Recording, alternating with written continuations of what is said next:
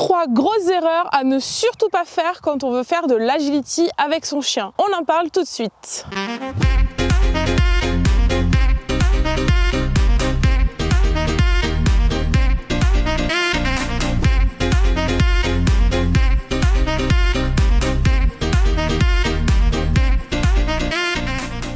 Bonjour à tous et bienvenue sur la chaîne de Planète Agility. Je suis Camille Parenti, votre coach d'agility, et aujourd'hui on va voir 3 énormes erreurs à ne surtout pas faire quand on fait de l'agility avec son chien. Mais avant d'aller plus loin, n'oubliez pas de vous abonner à notre chaîne pour ne pas rater nos prochaines vidéos. Vous pouvez également activer la cloche pour recevoir des notifications quand on en publie une nouvelle.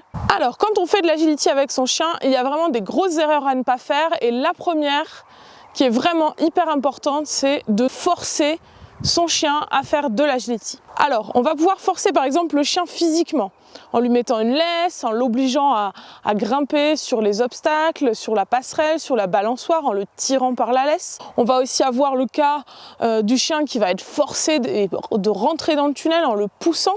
Donc là, c'est vraiment de la contrainte physique qui va vraiment stresser le chien, et c'est pas du tout ce qu'on veut avoir. Mais on peut aussi forcer les chiens mentalement en les obligeant tout simplement à faire de l'agility alors qu'ils n'en ont pas du tout envie à ce moment-là, ou qu'ils en ont trop fait avant, qu'ils sont lassés et qu'ils ont tout simplement envie de faire autre chose. Dans les deux cas, forcer le chien, ce sera vraiment contre-productif parce que de toute façon, le chien va passer un mauvais moment, il va pas apprécier du tout ce moment passé sur le terrain d'agility, et ce qui va se passer, c'est qu'il va vous détester, vous allez complètement détruire la complicité avec votre chien, et également il ne va plus du tout avoir envie de franchir certains obstacles parce qu'il aura tout simplement eu peur et il aura mal vécu ce moment-là la dernière fois, et du coup l'entraînement suivant il va plus du tout vouloir remonter sur les obstacles ou repasser dans le tunnel par exemple. Ça a été le cas par exemple pour un de mes élèves, un boxer qui s'appelait Ghost, qu'on avait forcé à monter sur la balançoire en lui mettant une laisse et en le tirant sur la balançoire. Donc malheureusement c'était l'éducatrice de l'époque de mon élève qui avait forcé le chien à faire ça, et ce qui s'est passé c'est que le chien ne voulait plus du tout remonter sur la balançoire. Donc on a dû recommencer à zéro, ça a pris finalement beaucoup plus de temps que si on avait été progressivement sur cet apprentissage là. Donc clairement on va jamais forcer le chien à faire de l'agility, mais on va plutôt l'encourager, le récompenser, le féliciter pour que le moment passé sur le terrain d'agility, ça soit quelque chose de génial dans la journée du chien, quelque chose où il va presque être impatient de recommencer, il va se jeter sur le terrain parce qu'il aura envie de refaire de l'agility avec vous. Donc n'oubliez surtout pas que l'agility, c'est un moment de bonheur pour vous et votre chien, donc ça doit être plaisant autant pour lui que pour vous. Et surtout, c'est une activité qui, à la base, est là pour développer la complicité avec votre chien et pas pour la gâcher. Donc faites vraiment attention à ne jamais forcer votre chien pour garder absolument ce lien d'amitié entre vous deux, et surtout qu'en agility, votre chien soit motivé, rapide, content et joyeux quand il fait un parcours. La deuxième grosse erreur qu'on peut faire quand on fait de l'agility, c'est d'utiliser un matériel qui n'est pas du tout adapté. Donc on aura par exemple le cas des tunnels qui sont déchirés, ou les arceaux ressortent, le chien peut vraiment se blesser avec. D'ailleurs on a fait une vidéo sur le sujet, vous pouvez cliquer par ici pour la revoir si vous voulez, pour choisir un bon tunnel et utiliser un tunnel qui soit bien adapté. Donc ce sera le cas par exemple quand on va utiliser un matériel qui est vieux, qui est abîmé, donc si nos passerelles, nos balançoires sont d'un revêtement qui est devenu glissant tout simplement avec le temps parce que la surface s'est lissée, ou on aura aussi tout simplement du matériel bricolé qui n'aura pas été construit dans les règles on va dire de l'agility, par exemple des haies avec les barres qui ne tombent pas. Donc si vous avez envie de pratiquer l'agility chez vous, faites bien attention à utiliser un matériel qui sera bien adapté, qui ne sera pas abîmé et qui ne risque pas de blesser votre chien. Parce que bien sûr, le risque est à la fois de blesser le chien, et ça c'est vraiment pas ce qu'on veut quand on fait de l'agility, et le deuxième risque, ce sera bien sûr de faire peur à votre chien. Donc il va par exemple monter sur une passerelle, glisser, et après il aura plus du tout envie de remonter dessus. Donc c'est dommage quand même de gâcher un petit peu vos entraînements précédents parce que le matériel que vous avez choisi n'est pas du tout adapté à votre chien.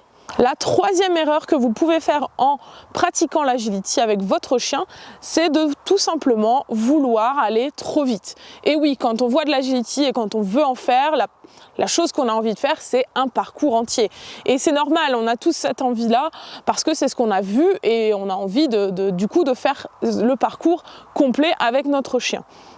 Mais finalement, l'agility, c'est pas forcément ça, et ça c'est juste la face visible de l'iceberg.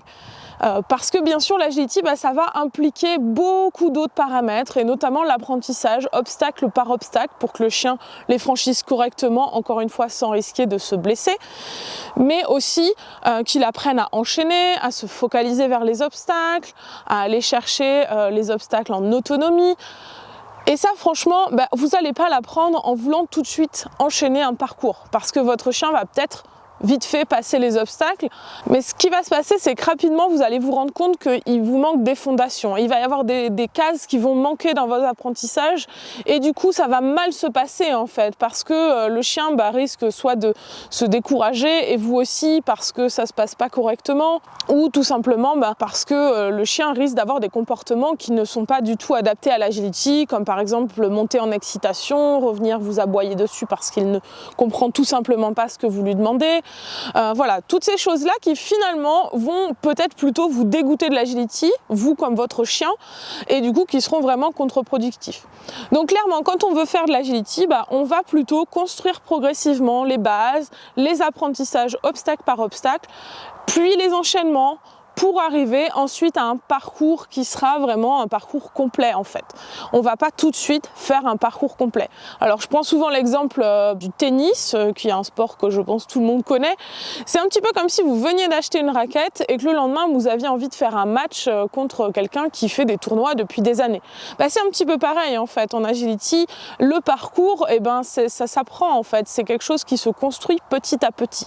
Donc clairement, c'est quelque chose pour arriver à avoir peut-être ce que vous avez vu en compétition sur des chiens qui sont déjà assez expérimentés, il va falloir plusieurs mois de travail et plusieurs sessions d'entraînement pour arriver à faire quelque chose qui sera sympa à la fois pour vous et pour votre chien, et qui sera du coup beaucoup plus plaisant pour tous les deux. Si vous commencez l'agility et que du coup vous ne savez pas trop dans quelle direction aller, que vous ne savez pas quel apprentissage donner à votre chien, on a créé pour vous un guide qui vous permet de savoir quel exercice faire en fonction de l'âge de votre chien. Donc c'est un guide qui est super complet et qui vous permet vraiment d'avoir tous les apprentissages qu'on donne à nos chiens avant d'arriver à la finalité, c'est-à-dire faire un parcours en entier et peut-être même faire des compétitions. Pour recevoir ce guide, rien de plus simple que d'aller dans la description qui est sous cette vidéo. Vous allez avoir un lien, vous cliquez sur le lien et on vous envoie le guide par email, et vous pourrez le regarder autant de fois que vous voulez.